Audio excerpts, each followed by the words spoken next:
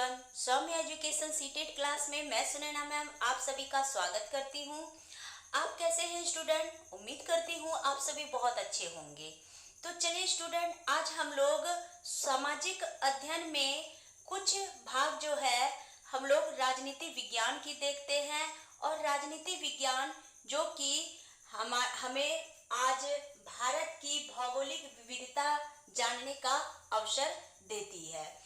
तो जब हम भारत की भौगोलिक विविधता की बात करते हैं तो हम सभी जानते हैं कि भारत केवल सामाजिक या सांस्कृतिक रूप से ही विविधता या एकता का देश नहीं है, बल्कि भारत जो है वो भौगोलिक दृष्टिकोण से भी, भौगोलिक विविधता से भी क्या है, यानी कि एक अनेकता या विविधता का देश माना जाता है।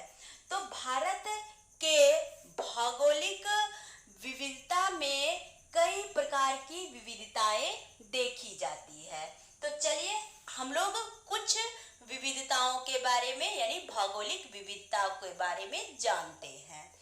तो चलिए सबसे पहला, अगर हम भौगोलिक विविधता की बात करते हैं तो सबसे पहला होता है हिमालयी भाग।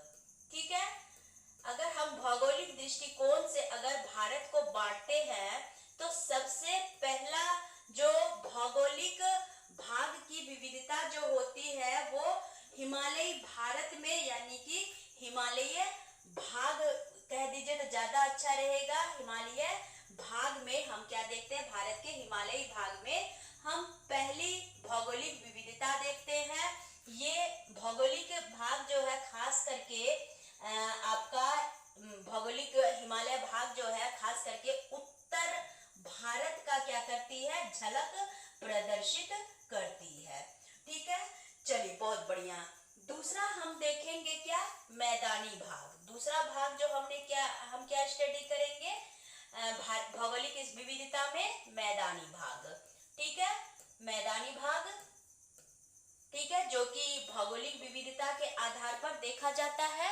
और तीसरा भाग जो हम बच्चे करेंगे, ये हम करेंगे रेगिस्तानी भाग।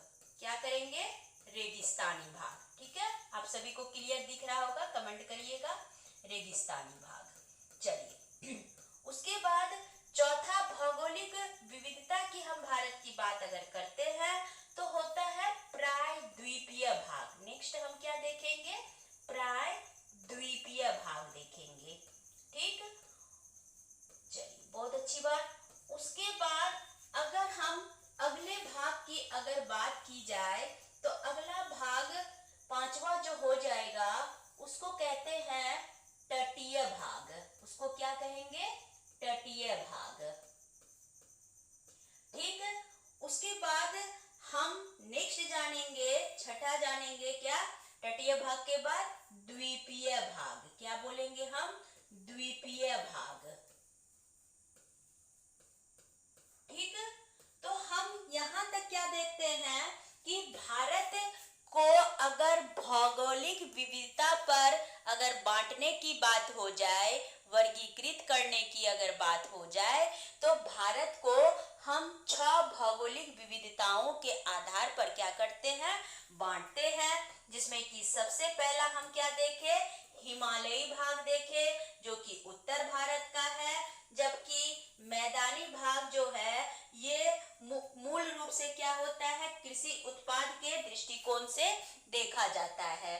ठीक है, तीसरा भाग हम देख रहे हैं रेगिस्तानी भाग, चौथा प्रायद्वीपीय भाग, पांचवा तटीय भाग और छठा हम देखेंगे द्वीपीय भाग।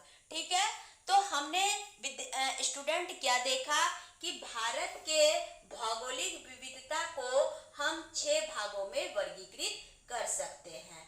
तो चलिए अब हम हर भौगोलिक विविधताओं को में क्या क्या विशेषताएं हैं और भारत के इन भौगोलिक क्षेत्रों में क्या क्या पाए जाते हैं, थोड़ी सी उनकी चर्चा हम करते हैं। तो चलिए आगे बढ़ते हैं। तो सबसे पहले हम लोग देखेंगे किनका, हिमालयी भाग का देखेंगे जो कि उत्तर भारत का भौगोलिक विविधता को प्रदर्शित करता है।